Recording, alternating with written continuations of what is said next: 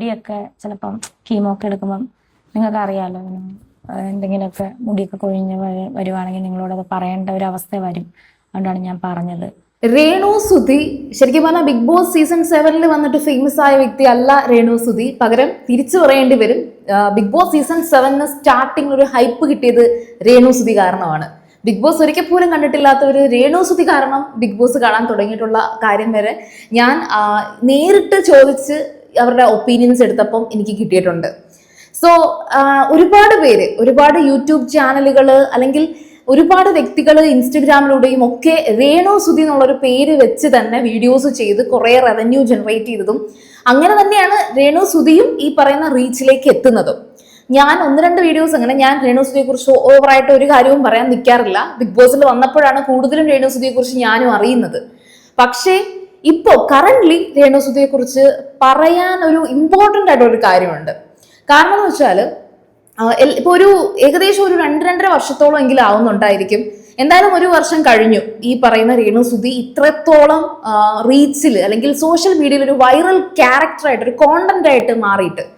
എന്നാൽ ഇപ്പോൾ ഈ പറഞ്ഞ നെഗറ്റീവ് ചെയ്ത് ഒരുപാട് എന്തൊക്കെ പേരുകൾ വിളിച്ച് ആ സ്ത്രീയെ അപമാനിക്കാമോ അങ്ങനെയൊക്കെ വിളിച്ച് ഉപദ്രവിച്ചിട്ടുള്ള എല്ലാവരും തന്നെ മിണ്ടാതിരിക്കുന്ന ഒരു അവസ്ഥയിലേക്ക് മാറി. അവരുടെയൊക്കെ വാ അടപ്പിക്കാൻ വേണ്ടിയിട്ട് ഒരു സിറ്റുവേഷൻ സത്യത്തിൽ രേണുവിന്റെ ജീവിതത്തിൽ അതൊരു നല്ലതല്ല. അങ്ങേയറ്റം എന്താ പറയാ ദൗർഭാഗ്യകരമായിട്ടുള്ള ഒരു അവസ്ഥ എന്ന് വേണമെങ്കിൽ പറയാം. ക്യാൻസറിന്റെ 4ാമത്തെ സ്റ്റേജിലാണ് രേണു സുധിയുടെ ഇപ്പോഴത്തെ ഒരു ലൈഫ് കടന്നു പോകുന്നത്. ഈ ഒരു ബ്രസ്റ്റ് ക്യാൻസറിന്റെ പല കാര്യങ്ങളെ കുറിച്ച് ഞാൻ ജസ്റ്റ് ഒന്ന് നോക്കി. കാരണം നേരിട്ടൊരു അറിവിലില്ലെങ്കിലും ഒരു സയൻസ് അല്ലെങ്കിൽ ഒരു ബയോളജി സ്റ്റുഡന്റ് എന്നുള്ള നിലയിൽ ഇതിനെക്കുറിച്ച് നമ്മളും കുറേയൊക്കെ പഠിച്ചിട്ടുണ്ട്. പക്ഷെ ഈ ഒരു അവസ്ഥയിൽ പോലും രേണു സുധി അന്ന് ബിഗ് ബോസിൽ വന്നപ്പോൾ കുഴപ്പമൊന്നും ഇല്ലായിരുന്നല്ലോ. ഇപ്പൊ 4ാമത്തെ സ്റ്റേജ് ആണെങ്കിൽ 1 വർഷമേ ആകുന്നുള്ളൂ. അപ്പോൾ ഈ പറഞ്ഞ ബിഗ് ബോസിൽ വരുന്ന സമയത്ത് ചെക്കപ്പ് ഒക്കെ നടത്തുമ്പോൾ ഇത് അറിയാൻ സാധ്യതയില്ലേ? ഇത്തരത്തിലുള്ള കുറെ കമന്റ്സുകളുണ്ട്. ആൻഡ് ഓഫ് കോഴ്സ് ഇപ്പോഴും നെഗറ്റീവ് പറയുന്ന അല്ലെങ്കിൽ അത്തരത്തിലുള്ള കമന്റ്സുകൾ കാണാനിടയായി. കാരണം വേറൊന്നുമല്ല, രേണു സുധിക്ക് ക്യാൻസർ ആണ്, അവർക്ക് ഇപ്പോഴും ഇതൊക്കെ ഇങ്ങനെ വീഡിയോയിൽ വിളിച്ചു പറയേണ്ട കാര്യമുണ്ടോ? ഇത്തരത്തിലുള്ള കമന്റ്സുകൾ വീണ്ടും കാണുകയാണ്. ആദ്യം മനസ്സിലാക്കേണ്ട ഒരു കാര്യം എന്ന് വെച്ചാൽ രേണു സുധി എങ്ങനെയാണ് ഇത്രയും വൈറൽ ആ ഒരു പോപ്പുലാരിറ്റിയിലേക്ക് വന്നത്. സുധി എന്ന് പറഞ്ഞ കൊല്ലം സുധി എന്ന് പറയുന്ന ഒരു വ്യക്തി മരിച്ചതോടുകൂടി 1 വർഷത്തോളം രേണു സുധി സൈലന്റ് ആയിരുന്നു. ഇങ്ങനൊരു വൈഫ് അവിടെ ഉണ്ട് എന്നുള്ളത് ആർക്കും അറിയില്ലായിരുന്നു. ഒരു കുഞ്ഞു മകനെ വളർത്താനാണ് കൂടുതലും അവർ കഷ്ടപ്പെട്ടത്. അവരുടെ മൊത്ത കുടുംബത്തിനും വേറെ വലിയ വരുമാനങ്ങളൊന്നുമില്ല. അപ്പൊ ഈ പറഞ്ഞ രേണു സുധി അല്ലെങ്കിൽ രേഷ്മ പി തങ്കച്ചന് സഹോദരി ഉണ്ടായിരുന്ന ഒരു സിസ്റ്റർ ഉണ്ടായിരുന്നില്ലേ, സിസ്റ്ററിന്റെ ഹസ്ബൻഡ് ഉണ്ടായിരുന്നില്ലേ, ഇതൊക്കെ അവരുടെ പേഴ്സണൽ അവരുടെ ഫാമിലി മാറ്റേഴ്സ് ആണ്. പക്ഷേ ഇവർ സ്വന്തമായിട്ട് ഇവർ ജോലിക്ക് ഇറങ്ങി തിരിച്ച് ഇവരുടെ കുടുംബം എന്ന് പറയുന്ന ഈ പറയുന്ന രേണുവിന്റെ ഒരു മകനുണ്ട്, സ്വന്തം മകൻ ഒരെണ്ണം ഉണ്ട്. പിന്നെ അതുപോലെ തന്നെ ബാക്കി കൊല്ലം സുധിയുടെ മകനെയും ഇവർ തന്നെ സംരക്ഷിക്കുന്നു എന്നായിരുന്നു. അതിന്റെ എല്ലാ കാര്യങ്ങളൊന്നും എനിക്കറിയില്ല. പക്ഷെ അവർ സ്വന്തമായിട്ട് അധ്വാനിക്കാനായിട്ട് ഇറങ്ങിത്തിരിക്കുന്ന സമയത്ത് അവര് ഷോർട്ട് ഫിലിം, ഇന്ന് ഏത് ഷോർട്ട് ഫിലിമിൽ അഭിനയിക്കണം എന്നുണ്ടെങ്കിൽ തന്നെയും ഈ പറയുന്ന ആൾക്ക് കുറച്ച് നിലവാരമില്ലാത്ത ചിലപ്പം ചില ഷോർട്ട് ഫിലിമിൽ അഭിനയിക്കേണ്ടി വരും. അല്ലെങ്കിൽ നിലവാരമുണ്ട് എങ്കിൽ പോലും പലപ്പോഴും നമുക്ക് ആ ഒരു റീച്ചോ അല്ലെങ്കിൽ ഒരു ഫേസ് മാർക്കറ്റ് ചെയ്യാൻ പാകത്തിന് എന്തെങ്കിലുമൊക്കെ ചെയ്താൽ മാത്രമേ കുറച്ചെങ്കിലും ഈ പറയുന്ന ക്യാഷ് കിട്ടത്തുള്ളൂ. ഇല്ലെങ്കിൽ പുതുമുഖങ്ങൾക്കൊക്കെ നിങ്ങൾ 1 മണിക്കൂർ ഒന്ന് അഭിനയിച്ചാൽ മതി, വലിയ കാര്യമൊന്നുമില്ല, നിങ്ങൾക്ക് ഒരു കൊളാബറേഷൻ കിട്ടും എന്നൊക്കെ പറയുന്ന ആൾക്കാരാണ് ഇന്നിവിടെ ഉള്ളത്. ഈ പറയുന്ന ഷോർട്ട് ഫിലിം ഒക്കെ സക്സസ് ആയാൽ മാത്രമേ അവർക്കും വല്ല കാശും കിട്ടും. അങ്ങനെ തുടക്കം വളരെ ബുദ്ധിമുട്ടിയിട്ട് തന്നെയായിരിക്കും അവരത് പിടിച്ചു കയറിയിട്ടുണ്ടാവുക. അങ്ങനെ പിന്നെ ഈ പറയുന്ന റീച്ച് അവരൊരു ക്യാഷ് ആയിട്ട് അല്ലെങ്കിൽ ഒരു വരുമാനമായിട്ട് തിരഞ്ഞെടുത്തപ്പോഴേക്കുമാണ് നെഗറ്റീവ് കമന്റ്സുകൾ ഇവരെ കുറിച്ച് തിരിച്ച് അങ്ങോട്ടും ഇങ്ങോട്ടും ഒരു ഫൈറ്റിലേക്ക്, അതായത് ഇവരെ കുറിച്ച് നെഗറ്റീവ് ഒരു വീഡിയോ ചെയ്യുന്നു, ഇവർ അതിനെതിരെ രേണു സുധി ഒരു വീഡിയോ ചെയ്യുന്നു, അല്ലെങ്കിൽ രേണു സുധി അതിനെതിരെ ഇന്റർവ്യൂയുടെ എന്തെങ്കിലും ഒരു തിരിച്ചൊരു ആൻസർ കൊടുക്കുന്നു. അങ്ങനെ അങ്ങോട്ടും ഇങ്ങോട്ടും കുറേയധികം പ്രശ്നങ്ങളൊക്കെ സോഷ്യൽ മീഡിയയിൽ സ്വാഭാവികമായിട്ടും സംഭവിക്കുന്നതാണ്. ഈ പറയുന്ന റിയാക്ഷൻ വീഡിയോസ് അങ്ങനെ ഒരുപാട് സംഭവിച്ചു. ഈ പറയുന്ന കഥകളൊക്കെ അവിടെ നിൽക്കട്ടെ. ബിഗ് ബോസിൽ വന്നു, അതിനുശേഷം ബിഗ് ബോസിൽ നിന്ന് വന്നതിന് ശേഷം കുറെ കാലത്തേക്ക് രേണു സുധിയുടെ ടോക്കുകളൊന്നും അത്ര അധികം വൈറലായിട്ടൊന്നും വന്നില്ല. വീണ്ടും അവരായിട്ട് തന്നെ ഒരിക്കൽ പറയുന്നുണ്ടായിരുന്നു, ഷോർട്ട് ഫിലിമിലൊന്നും വലിയ അവസരങ്ങളൊന്നും ഇല്ല, ഇപ്പോൾ കുറച്ച് ബുദ്ധിമുട്ടുണ്ട് എന്ന് വന്നിട്ട് വീണ്ടും ഇന്റർവ്യൂസ് ഒക്കെ കൊടുത്ത് വീണ്ടും റിയാക്ഷൻ വീഡിയോയിലൊക്കെ ലൈവായിട്ട് നിന്നു. അപ്പോഴാണ് രേണു സുധിയുടെ സബ്സ്ക്രിപ്ഷന്റെ കാര്യം പുറത്ത് വീണ്ടും വരുന്നത്. അതും ഒരു വലിയ ചർച്ചയായി. സബ്സ്ക്രിപ്ഷനിൽ കാണിച്ച കുറച്ച് വീഡിയോസ് ഒക്കെ വൈറലായി. എന്നാൽ അവസാനം ഇതെല്ലാം കെട്ടടങ്ങിക്കൊണ്ട് മറ്റൊരു വാർത്ത, രേണുസുധിയുടെ ക്യാൻസർ. ഈ ഒരു ഇത്രയും ഒരു ലോങ് ഡ്യൂറേഷനിൽ ഇവർ ഈ ഒരു സോഷ്യൽ മീഡിയ, സൈബർ ബുള്ളിങ് ആയിക്കോട്ടെ, അല്ലെങ്കിൽ നെഗറ്റീവ് കമന്റ്സ് ആയിക്കോട്ടെ, റിയാക്ഷൻ വീഡിയോസ് ആയിക്കോട്ടെ, ഇതെല്ലാം സഹിച്ച് ഇവർ ഇത് ഇത്രയും പിടിച്ചു നിന്നിട്ടുണ്ടെങ്കിൽ അവർ അങ്ങനെ ഒരു എന്താ പറയാ സ്ട്രോങ് ആയിട്ടുള്ള ഒരു ലേഡിയാണ്. അവർക്ക് അതൊന്നും ഒരു വിഷയമല്ല. നിങ്ങൾ എന്തെങ്കിലുമൊക്കെ പറയും, എന്നെ കുറിച്ച് പറയുമ്പോഴാണ് നിങ്ങൾക്ക് വരുമാനം ഉണ്ടാകുന്നതെങ്കിൽ നിങ്ങൾ അത് ഉണ്ടാക്കുക എന്ന് തന്നെ പറഞ്ഞ് അത്രയും ബോധത്തോടു കൂടി തന്നെയാണ് അത് സംസാരിക്കുന്നത്. എനിക്ക് അങ്ങനെയാണ് തോന്നിയിട്ടുള്ളത്. അല്ലാതെ തീരെ ബോധമില്ലാത്ത ഒരു സ്ത്രീ അല്ല രേണുസുധി. ആൻഡ് ഓഫ് കോഴ്സ് നമ്മുടെ ഈ ഒരു സോഷ്യൽ മീഡിയ കൾച്ചർ ഇങ്ങനെയാണ് പോകുന്നത്. ഇവിടെ ഇത്രത്തോളം ഒരു നെഗറ്റീവ് പബ്ലിസിറ്റി അല്ലെങ്കിൽ ഇത്രയും നെഗറ്റീവ് ആക്കുന്നു, നമ്മളൊന്നും മിണ്ടാതിരുന്നാൽ ഈ പ്രശ്നം തീരും എന്നൊക്കെ രേണുസുധിയോട് അഡ്വൈസ് ചെയ്യാൻ ആൾക്കാരുണ്ടായിരിക്കാം. നേരിട്ട് രേണുസുധിക്ക് തന്നെ ഇതൊക്കെ കണ്ട് മനസ്സിലായിട്ടുണ്ടായിരിക്കാം. പക്ഷെ എന്നിട്ടും അവർ തിരിച്ച് ഇതൊക്കെ ഈ ഒരു സോഷ്യൽ മീഡിയ റീച്ചിന് വേണ്ടിയിട്ട് ഗതികേട് കൊണ്ടിട്ടായിരിക്കാം, അല്ലെങ്കിൽ ക്യാഷിന് വേണ്ടിയിട്ടായിരിക്കാം അവർ പിടിച്ചു നിന്നിട്ടുണ്ടെങ്കിൽ അതൊരു ഒന്നൊന്നര കഴിവാണ്.